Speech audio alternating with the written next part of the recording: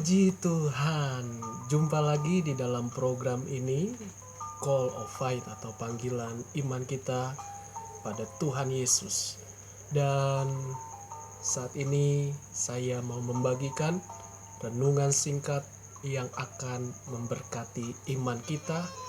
Dan biarlah kita semakin menyadari bahwa kebaikan Tuhan tidak pernah berhenti. Apa bedanya kasih Tuhan? Kasih Tuhan dia selalu ada bagi setiap kita. Apa buktinya? Buktinya adalah dia menyelamatkan kita. Dia ada kepastian di dalam Tuhan. Jadi saudara, di dunia yang tidak pasti, di dunia yang membuat orang menjadi bimbang, ragu, tidak ada pengharapan, tetapi di dalam Tuhan selalu ada pengharapan.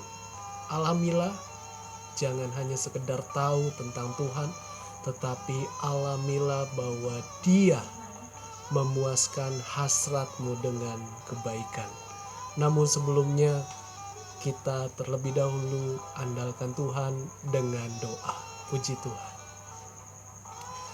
Tuhan Yesus, terima kasih kami datang kembali kepadamu. Dalam ucapan syukur kami, ajar kami untuk menyadari bahwa Tuhan tidak meninggalkan kami.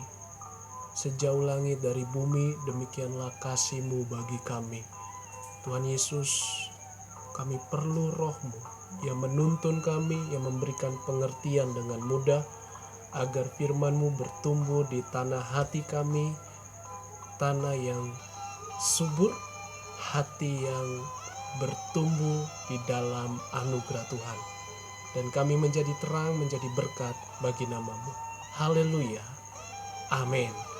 Saudara, mari buka Alkitab kita di dalam kitab Mazmur pasal 103 ayat 1 sampai yang kelima. Ayat ini mungkin sudah sering kita baca. Saya percaya sesuatu yang baru. Kita mau terus belajar dan terus belajar. Perikopnya adalah pujilah Tuhan hai jiwaku, dari Daud.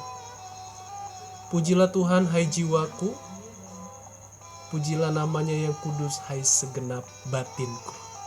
Jadi saudara, Daud tentu bukanlah pribadi yang santai, pribadi yang enak, pribadi yang segalanya serba ada, melainkan dia mengalami banyak hal, mengalami banyak ujian. Bahkan di dalam waktu dia menjadi raja pun rakyat sangat benci karena kepemimpinannya seolah-olah gagal, dan mereka hendak membunuh Daud, melontari dengan batu. Tetapi yang paling indah di dalam diri Daud adalah segenap hidupnya, segenap hatinya. Ada masalah, ada problem, ada goncangan dalam badai kehidupan. Tetapi Daud berkata, pujilah Tuhan. Puji Tuhan bukan sekedar nyanyi berapa lagu, melainkan pujilah Tuhan itu terinspirasi hatinya. Dia selalu melekat dengan Tuhan. Pujilah Tuhan hai jiwaku, diperintahkannya jiwanya untuk memuji Tuhan.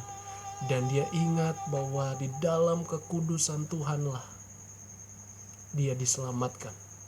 Hanya nama Tuhan yang kudus. Manusia jatuh dalam dosa. Manusia terikat dengan dosa. Mari saudara, kita mau hidup dituntun di dalam kekudusan Tuhan. Tentu kekudusan Tuhan memproses hati kita, hidup kita seperti Daud.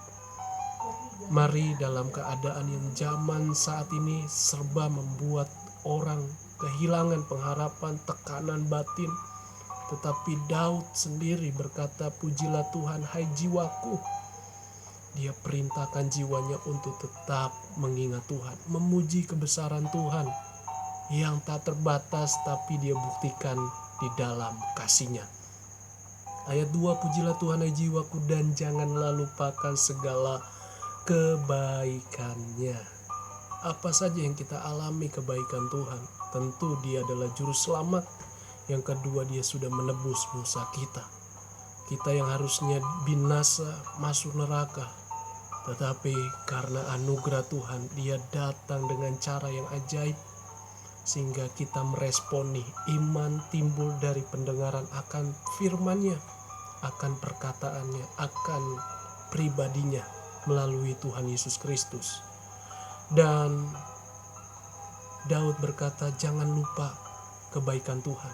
Masalah boleh ada selama kita hidup, selalu silih berganti, pergumulan, tekanan, dan tentu kita rasanya pengen lepas tapi nggak bisa. Pengen ada jalan keluar tapi buntu, tertutup jalan. Tapi saudara, satu hal yang Daud bisa belajar untuk memuji Tuhan karena dia ingat kebaikannya. Saya percaya kalau Tuhan sudah menyelamatkan kita, Tuhan sudah memilih kita, dan Tuhan sudah menebus hidup kita. Saat ini Tuhan sudah menyelamatkan, menolong kita. Kalau kita banyak masalah, banyak pergumulan hidup, baik ekonomi, keluarga, masa depan anak-anak, dan sebagainya, saya tidak tahu apapun masalah kita, ingat kebaikan Tuhan. Jangan hanya yang enak saja kita terima, tetapi apapun keadaan kita, ingat kebaikan Tuhan. Itu terpancar dari hati kita, tidak terpengaruh dengan keadaanmu, baik engkau orang kaya atau orang miskin. Yang terpenting, ingatlah kebaikan Tuhan. Dia mengasihimu, apapun keadaan saudara, Dia tetap mengasihimu. Dalam anugerahnya kita masih ada. Itu semua karena Dia mengasihi kita. Dia katakan, Dia yang mengampuni segala kesalahanmu, yang menyembuhkan segala penyakitmu. Dia yang menebus hidupmu dari lubang kubur, yang memahkotai engkau dengan kasih setia dan rahmat. Semuanya serba Dia, semuanya serba Tuhan. Dan memang Tuhan itulah pusat, Tuhan itulah sumber. Dialah yang memegang segalanya, baik hidup maupun maut. Jadi saudara, Dia yang mengampuni segala kesalahan kita, segala dosa yang dibawa dari garis keturunan Adam dan Hawa sampai generasi selanjutnya, sampai diri kita dan selanjutnya, sampai kesudahan bumi. Dan hanya Tuhan yang menyelamatkan kita. Apapun usaha manusia, tanpa mengenal dengan Dia, semua sia-sia. Dan dikatakan Dia menebus hidupmu dari lubang kubur, kebinasaan, yaitu di dalam dunia orang mati. Maksudnya adalah kebinasaan. Kalau kita sudah binasa, nggak ada kesempatan untuk kita kembali lagi. Jadi selama kita mendengar firman ini, jangan keraskan hatimu. Mari terima Tuhan sebagai Tuhan dan Juru Selamatmu. Buka, dan aku mau ikut Tuhan. Aku mau ikut Yesus. Aku mau mengenal lebih dalam tentang Yesus. Siapa Tuhan yang hidup itu? Saudara, mari sadarilah. Dan dikatakan juga Dia memahkotai engkau dengan kasih setia dan rahmat. Rahmat berbicara kemurahan Tuhan, anugerahnya.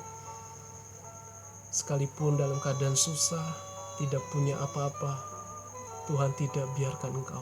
Selama iman kita tetap teguh dan tetap percaya melangkah dengan iman.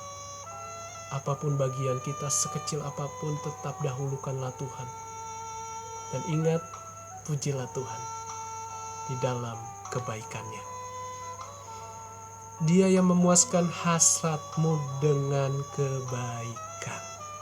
Amin. Ini adalah suatu kalimat yang memberikan kita kekuatan. Ternyata apapun yang terjadi dalam hidup kita, Dia tetap sanggup memberikan kita pengharapan. Karena Dia tidak terbatas. Minimal Dia berikan kita damai sejahtera. Dunia ini tidak memiliki damai. Dunia ini bisa beli segalanya, tapi belum tentu memiliki damai. Tapi dalam Yesus, engkau tidak bisa beli segalanya, atau engkau tidak memiliki apa yang kau inginkan hatimu, tetapi tetap ada Tuhan yang memberikan engkau kedamaian. Dialah yang memuaskan hasratmu. Tinggal selanjutnya dia menjawab doa kita. Dan dikatakan lagi, sehingga masa mudamu menjadi baru seperti pada burung Raja Wali. Menjadikan sebuah contoh dari burung Raja Wali. Raja Wali selalu terbang tinggi. Tapi ingat, sebelum dia terbang tinggi, dia dari awalnya sudah terlatih dengan keras. Jadi saudara, latih terus hidup saudara, iman saudara dalam Tuhan. Itu saja yang saya bisa bagikan. Tetap semangat, dia yang memuaskan hasratmu dengan kebaikan. Tuhan Yesus memberkati. Shalom.